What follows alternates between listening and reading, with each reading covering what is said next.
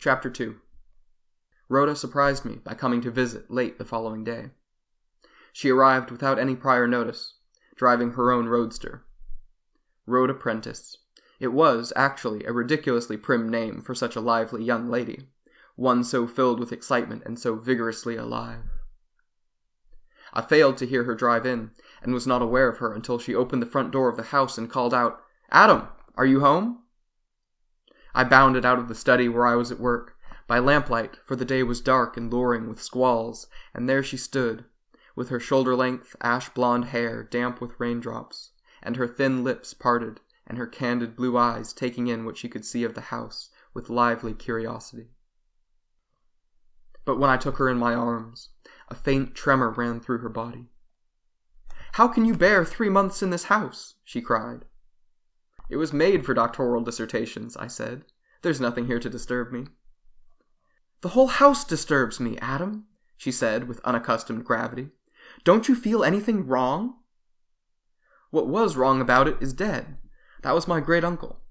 When he was here, I admit, the house reeked of evil. And still it does, if you believe in psychic residue." She might have said more, but I changed the subject. "You're just in time to drive into Arkham for dinner. There's a quaint, old-fashioned restaurant at the foot of French Hill."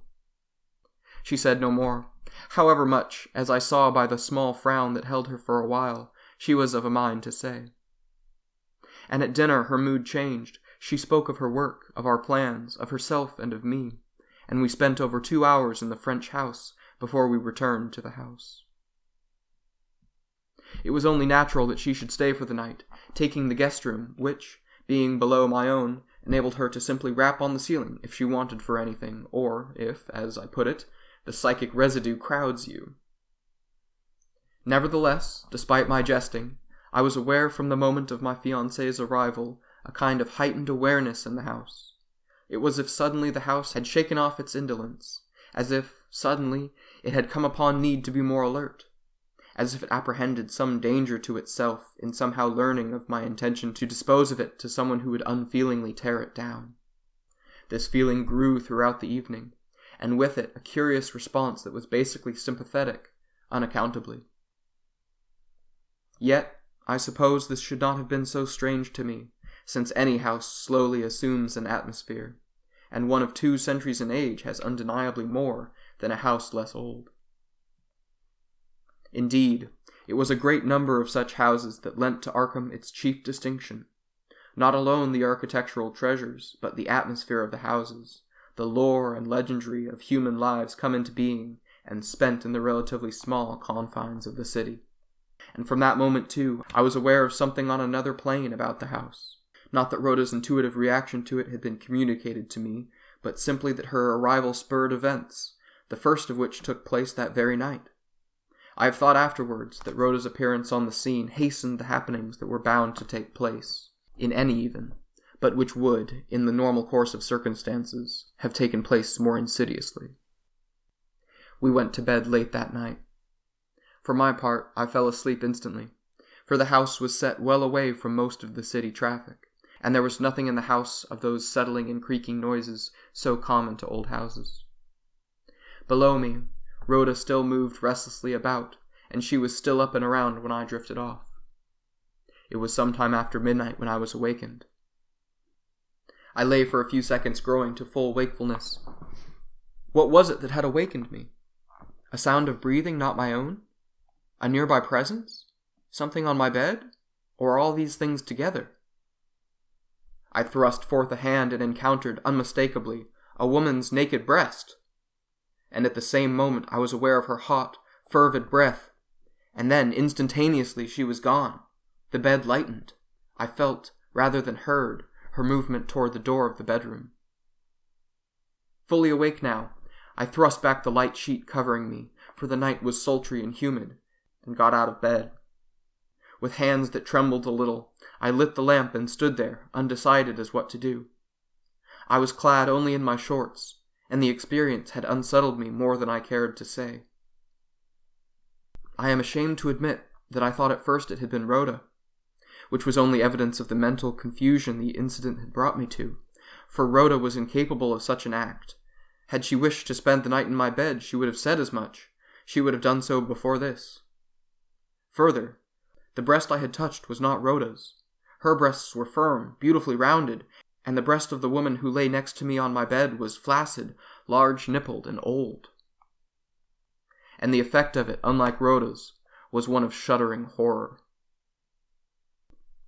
I took up the lamp and stepped outside my room, determined to search the house. But at the moment of my entry into the hall I heard, drifting down as if from somewhere outside, high up over the house, the wailing and screaming of a woman's voice, the voice of a woman being punished, only a drift of sound that grew more and more tenuous and was finally lost. It could not have lasted 30 seconds in all, but it was, in its way, as unmistakable as what I had felt beside me on my bed. I stood, shaken, and in the end retreated to my bed and lay sleepless for over an hour, waiting for what might happen. Nothing did, and when at last I slept again, I had begun to wonder whether I had not confused dream with reality. But in the morning, the cloud on Rhoda's face told me that something was wrong. She had got up to prepare breakfast for the two of us, and I came upon her in the kitchen. Without a greeting, she turned and said, "There was a woman in the house last night." "Then it wasn't a dream," I cried. "Who was she?" she demanded. I shook my head. "I wish I could tell you." "It seems to me an extraordinary thing to have a cleaning woman in the middle of the night," she went on. "You saw her?" "I saw her, yes. Why?" "What did she look like?" "She seemed to be a young woman, but I had a strange feeling she wasn't young at all. Her face was expressionless, fixed. Only her eyes seemed to be alive." "She saw you?" "I don't think so." "My great-uncle's cleaning woman!" I cried. "That's who it must have been. I found the house clean when I came. You see how clean it is. He must never have left orders for her not to come again. I remember seeing her once when I was a child. He always had her in at night." "How utterly ridiculous! Uriah Garrison died in March, over 3 months ago. Only a cretin couldn't tell by this time that he was no longer alive. Who pays her?"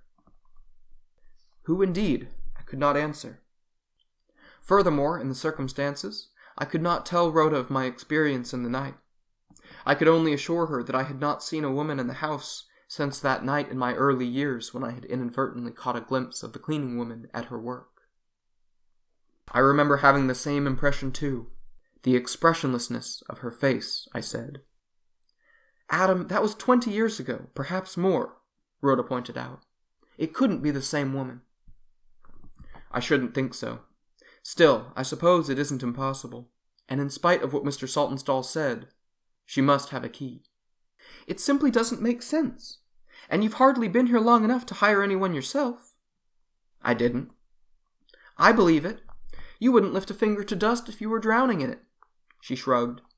"You'll have to find out who she is and put a stop to it. It won't do to have people gossiping, you know." On this note, we sat down to breakfast, after which, I knew, Rhoda intended to be on her way.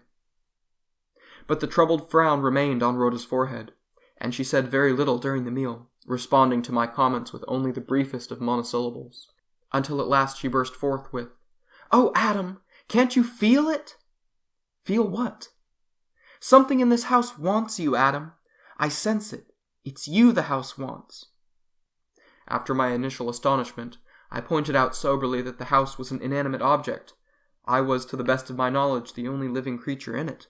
Exclusive of mice I may not have seen or heard, and that the house could not want or not want anything. She was not convinced, and when, an hour later, she was ready to leave, she added impulsively, "Adam, come away with me, now." "It would be folly to surrender a valuable property we can both turn to good use, simply to satisfy your whim, Rhonda," I answered. "It's more than a whim. Take care, Adam."